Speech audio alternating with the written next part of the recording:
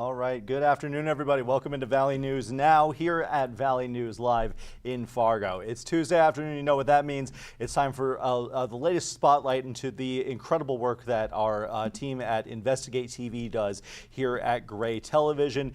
Today, very interesting topic. Now, this one's near and dear as somebody who's a wannabe wildlife photographer in Fargo, North Dakota. I end up taking pictures of a lot of birds. Well, an urgent warning from conservationists as research reveals a dramatic decline in bird populations across nearly every habitat in the country. Investigate TV Plus takes an in-depth look at the issue, how it could impact us, and the potential solutions to save hundreds of species. They have that, plus a fast-moving infection takes the life of a young girl, and we explore what one expert calls a major medical mystery. That's all coming up here over the next 20 minutes on Valley News Now is Investigate TV Plus Spotlight. We'll be back here on the desk when this wraps up. But for now, enjoy. Today on Investigate TV Plus, birds play a critical role in our environment, but a drop in their numbers is sparking concern for scientists. Very much a canary in the coal mine kind of scenario right now. We examine how species struggling to survive can impact us and some current solutions already in the works to reverse this trend. Plus, a fast-moving infection takes the life of a young girl. Within 24 hours, our daughter's heart stopped and she couldn't breathe on her own. We explore what one expert calls a major medical mystery. Then we introduce you to the crews dedicated to shaping picture-perfect slopes while the rest of the world sleeps. Love coming out here and taking stuff that has been torn apart, putting it back together, making it a nice smooth surface, and just watching people rip it up. In-depth stories that inform and inspire. You're watching Investigate TV Plus. When it comes to the health of our ecosystem, scientists say birds play a vital role. I'm Tisha Powell. And I'm Lee Zurich. These animals are critical to many of the foods we eat, spreading seeds, pollinating plants, and controlling pests. But a dramatic decline in bird populations has experts we spoke with alarmed, as they say it's often a sign of deeper environmental issues. Here's our reality. Nearly a third of all bird species are now a high or moderate conservation concern, including 112 tipping point species, meaning they've lost more than half their populations in the last 50 years. In an effort to bring back the birds, a group of students is stepping up with solutions. Reporter Heather Graff tells us their story and shares a few ways each of us can help. Soft feet, I'd recommend soft voices. Birds love the rain because it makes puddles and they can drink. On a soggy morning in Washington, D.C., these 7th graders from Sacred Heart School are on a mission.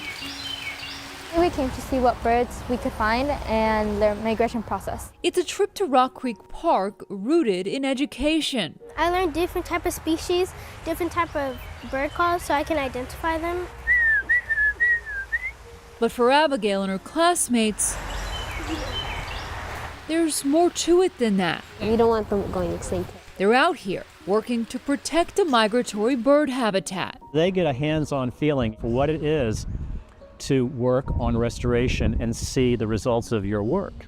Steve Dryden is the director of Rock Creek Songbirds, an initiative focused on improving the environment for migratory birds. There's the hermit thrush. He's helping these young conservationists identify and remove invasive species like English ivy and bush honeysuckle, which can harm native plants and animals. I know some of you know this answer. What we're trying to do is emphasize to the kids that, A, it's a very, very important place. We need to protect it.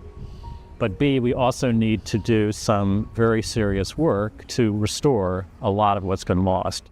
Experts say this is more important now than ever because a recent report released by the North American Bird Conservation Initiative found that more than 200 bird species require urgent action. This is concerning. Amanda Rodewald served as Science Committee Chair for the 2025 State of the Birds Report, which found that since 1970, species like the Allen's hummingbird, tricolored blackbird, and saltmarsh sparrow have all lost more than 50% of their population. The biggest declines, grassland and aridland birds like the Baird sparrow and verdin. But in recent years, even duck populations, once considered a conservation success story, have trended downward. We can't become complacent. Researchers say there are many reasons why birds are disappearing, but the biggest among them? Habitat loss and degradation. Factors like residential development, rising sea levels, and crop clearing can damage and destroy natural areas, making them unable to support life. And Rodewald says the impacts can reach far beyond the birds. We share the same environments with birds. And so if they're not healthy enough to support bird populations, they're unlikely to be healthy enough to support us. It's very much a canary in the coal mine kind of scenario right now. Jesse Walls is Senior Director of Government Affairs for the National Audubon Society. What is at risk for these birds without intervention? It is extinction. I was like, the risk is extinction. According to a recent study, more than 500 bird species worldwide could go extinct within the next century due to man-made threats. But Rodewald says it's not too late to turn things around. We can take steps proactively to recover these species. Steps like increased investment in conservation programs, stronger habitat protections, and policies that promote sustainable land management. Those are measures that are tested and shown that they can really make a difference. The bald eagle was once driven to the brink of extinction following the widespread use of DDT. The species has since made a remarkable comeback following strong legal protections and the pesticides ban in the 1970s. Would you point to that as a success story, that conservation works? Yes, 100%. We never want a bird species to go on the endangered species list. And seeing the laws passed for the bald eagles and gold eagles on those pesticides issues, DDT, that is a success. We want to see that happen to other bird species as well. Walls says continued intervention at both the local and federal levels is needed. He points to one important law in particular. The Migratory Bird Treaty Act is one of the preeminent bird conservation protection laws in the country. The federal statute, enacted in 1918, makes it illegal to hunt, capture, or kill migratory birds without a permit.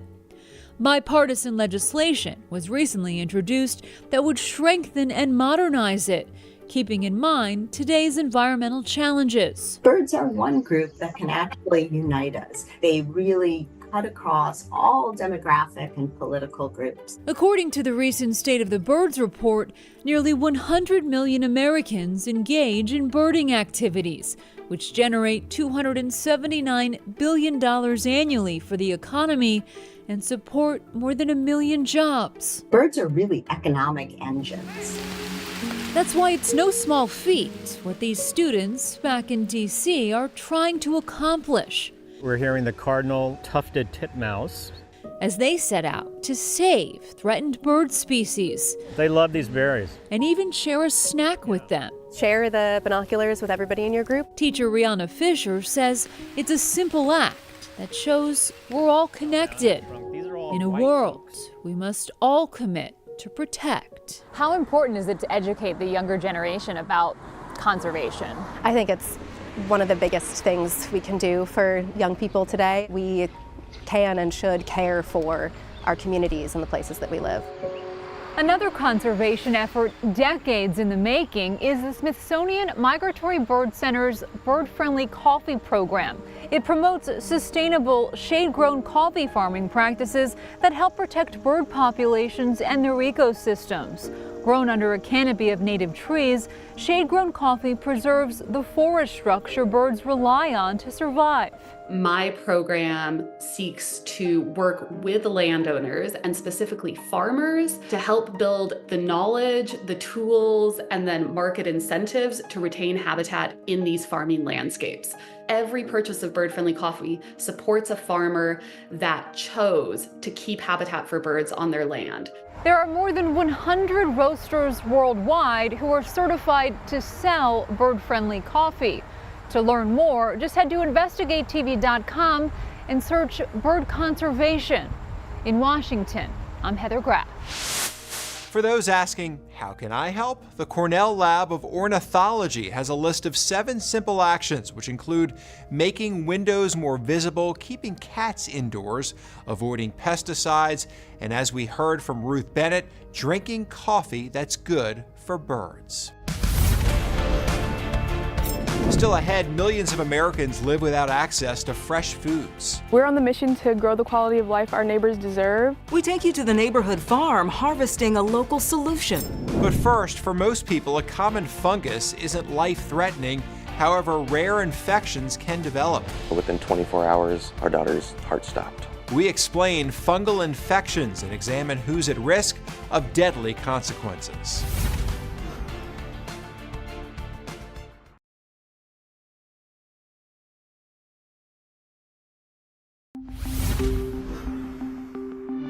Millions of Americans wage a war against cancer every day, and from chemo to specialized gene therapy, doctors target the disease in many ways. But oftentimes, while the treatments attack the cancer, patients' immune systems are left vulnerable to infections. A study published in the Journal of Oncology analyzed the deaths of more than 150,000 cancer patients. It found about 60% of deaths were related to an infection. According to the American Cancer Society, this is because many treatments can lower white blood cell counts, which causes the immune system not to work as well as it should. Certain types of cancer can also increase the chance for infection, including cancers that grow in the bone marrow, such as leukemias and lymphomas. In March 2025, a 6-year-old girl who almost beat leukemia died when her weakened immune system couldn't fight off a fungal infection. We spoke to an infectious disease expert to learn how this happened. But first, reporter Michaela Marshall sat down with the girl's parents, who say they're shocked and heartbroken that despite beating cancer, their little girl lost her life. She was very sassy and determined. At just 6 years old, Lola Zimmer was a happy and healthy kindergartner who loved to play with her little sister, Phoebe. Her parents, Drew and Alyssa, say everything changed on Halloween. We were heading out the door to actually go trick-or-treating, and she collapsed. The Flagstaff family soon learned Lola had leukemia. It was admirable. As strong as my daughter was, She was our inspiration, she really was. After months of grueling treatments, they say Lola just finished up the second phase of chemotherapy. all doctors and us too were very hopeful and optimistic that she would have reached remission.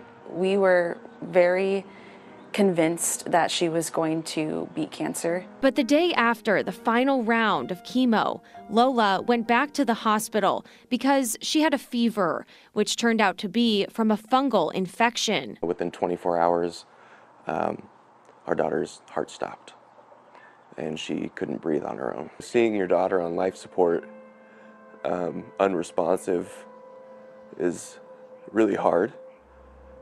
And then having the doctors tell you that the fungal infection that she has is untreatable, and having to say goodbye is, it's traumatic. I get frustrated and angry that she could have beat cancer, but she couldn't have beat a fungal infection. As they begin to process the loss, Drew and Alyssa are finding new meaning in butterflies and cherries. Both became symbols of hope, connected to Lola, and now embody the fragility of life.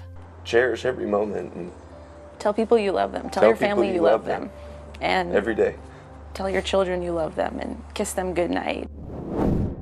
As you just saw, Lola died after she contracted a fungal infection. We spoke with an infectious disease expert at Northwestern Medicine in Illinois to understand how fungal infections manifest. According to Dr. Irfan Hafiz, the two fungi that infected Lola are commonly found in humans and typically come from moist, warm, and dark environments, such as soil. As long as you're healthy, most of the fungi we see, our body does a phenomenal job. In fact, for fungi to start infecting most of us, there has to start to be something wrong. Dr. Hafiz says it's important to note an infection from these fungi is extremely rare because they will only attack bodies with extremely weakened immune systems. they're profoundly ill to begin with. They're getting some serious chemotherapy, bone marrow transplant, immunosuppressive drugs for major leukemias that have failed, and this has been going on for months to years of treatments. He says many primary care physicians may go their entire careers without seeing a case, and doctors who work in a bone marrow transplant unit treating children with leukemia may see 1 or 2 per year. When it comes to common fungal infections such as athlete's foot or diaper rash, Hafiz says you can eliminate the issue by removing the 3 things that help fungi thrive: heat, darkness, and moisture. As for what you can do to keep fungal infections at bay, he says practicing good hygiene is key. Still ahead, many Americans lack access to fresh food. Ultimately, we want people to have, unregulated access to food no matter what. We take you to the urban farm filling a need and sprouting solutions. Plus, for these crews, moving powder is no problem. Skiers move a lot of snow downhill a day, so we want to move that snow back up. We introduce you to the crews styling the slopes.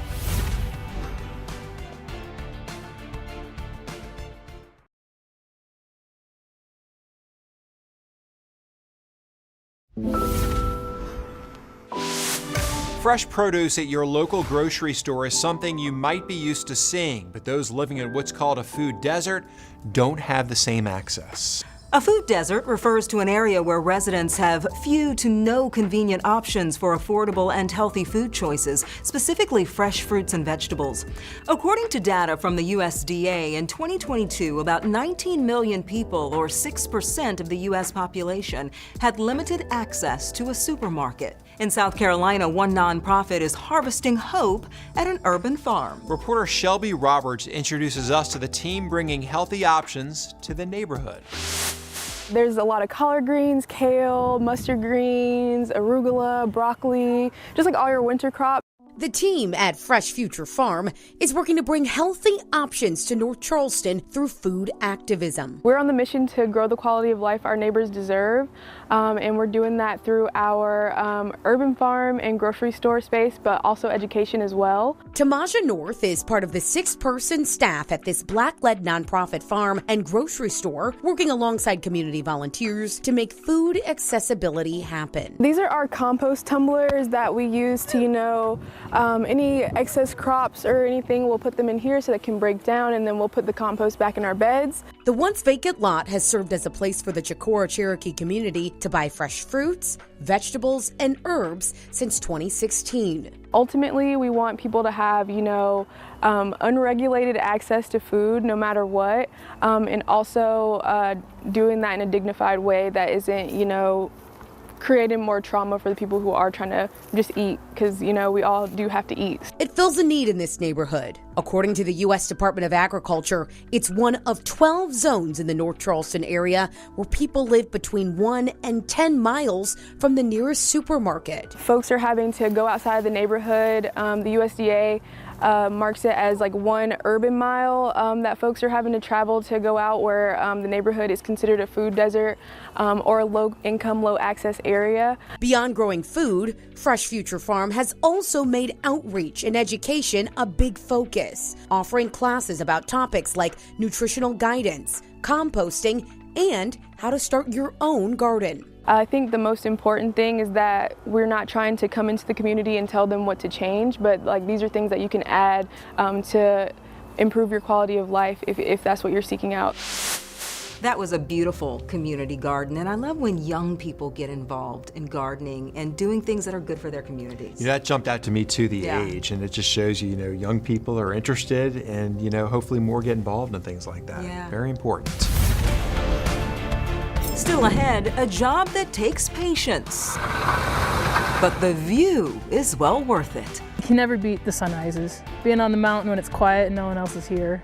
We ride along with the crews dedicated to carving the perfect slopes.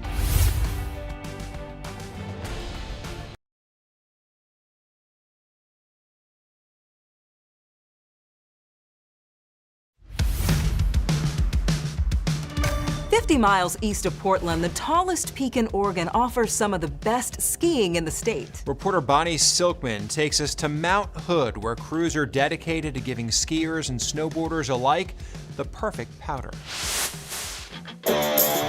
The beautiful Mount Hood is a sanctuary for skiers and snowboarders chasing freshly groomed slopes. But keeping these epic runs open, safe, and in tip-top shape is no accident. It's a meticulous science perfected under the cover of darkness. The graveyard comes in at midnight and they work till 8:30, 9 o'clock in the morning. While most of the world is asleep, Mount Hood Meadows groom manager Allison Mariner and her fleet of snowcats are working long shifts through the night, and we are getting the chance to hitch a ride. It's 5:28 a.m. We are heading up Mitchell Creek. Although a few other cats are up here with us, you can't help but feel very alone and in the middle of nowhere. As we slip through the darkness, passing silent trees and still chairlifts, the mountain seems to hold its breath in an eerie, still silence. Once we make this right turn towards the bottom of the chairlift, it's no man's land. And up here at the highest chairlift is the best part of her gig, a sunrise that makes every early alarm worth it, nature's standing ovation. And Allison gets the front row seat all to herself. You can never beat the sunrises. Being on the mountain when it's quiet and no one else is here, you're up here while the mountain wakes up. Who's this over here? So this is Jacob over here, one of our operators and our winch cat. Allison says without her crew, this resort would grind to a halt. During big powder days, we're digging out the chairlifts will get buried. Skiers move a lot of snow downhill a day, so we want to move that snow back up. And that is a never-ending process as both riders and the wind constantly shift the snow. But these cats are able to reshape the slopes with three main components. So you got the implement on the front, which is the blade. Your tracks actually help process the snow as well, and then it goes into the implement on the back, and then the actual flaps on the back have that pattern, that notorious corduroy pattern. The corduroy is that finished product. That's that surface that people will be skiing on, so it's extremely important. After a frigid night, those perfect fresh lines create a stable and soft slope. Exactly what snowboarders and skiers like me love to see. Love coming out here and taking stuff that has been torn apart, putting them back together, making it a nice smooth surface, and just watching people rip it up. It's actually quite fun. And Allison is on a mission to get more people to join her profession, especially more women. It's mostly men. There's a lot more women out there than they used to be. Representing women on the mountain and the unsung heroes of the slopes. So the next time you're flying down a groomer, whee, remember the quiet force beneath the snow. And that's it for us on Investigate TV Plus. I'm Lee Zurich. And I'm Tisha Powell. Thanks for watching. On the next Investigate TV Plus. Don't want to give too much away there. We'll stay tuned for next week's episode of Investigate TV. We're going to have more of a spotlight on the incredible investigative content from Gray Television right here on the Valley News Now desk. Not going to lie, got a little excited for some potential skiing there from that last story, but don't like seeing all the white stuff on the screen like that. We don't have to worry about that for a while for now, just that. All that fun rain that's going on outside. That's it for this week's edition of Investigate TV's Spotlight here on Valley News Now. Again, like I said, we'll be back with more next week. Stay tuned right here to the desk where Russ is going to be in with an afternoon look at your forecast as we deal with whatever's going on out there right now. We'll see you next time. For now, I'm Devin Fry.